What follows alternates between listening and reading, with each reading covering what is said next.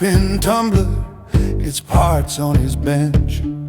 He could see a driver was slightly bent, and his design was not English but French.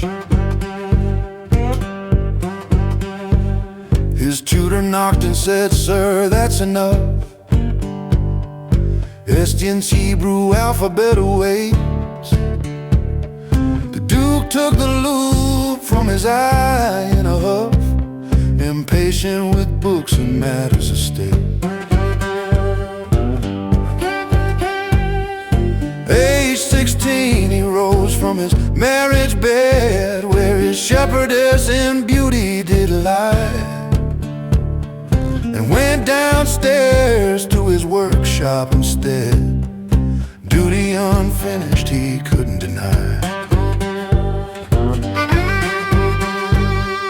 A minister spoke of nobles protesting his lenience to those who defied Rome.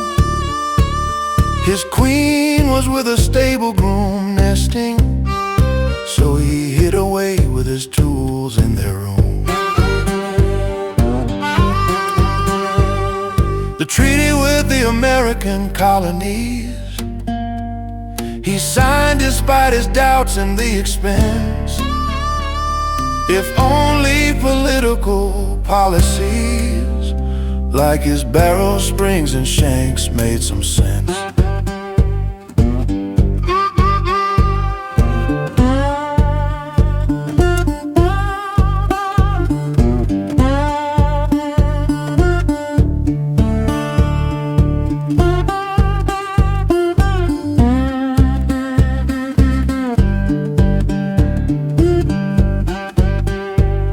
When the malcontents stormed the armory and the nation was at war with itself,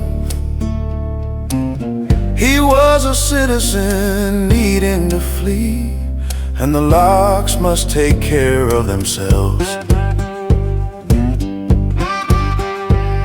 They caught him, tried him, executed him on the 21st of January. He was in the wrong job, clever not dim, but with pins off the sheet and the wrong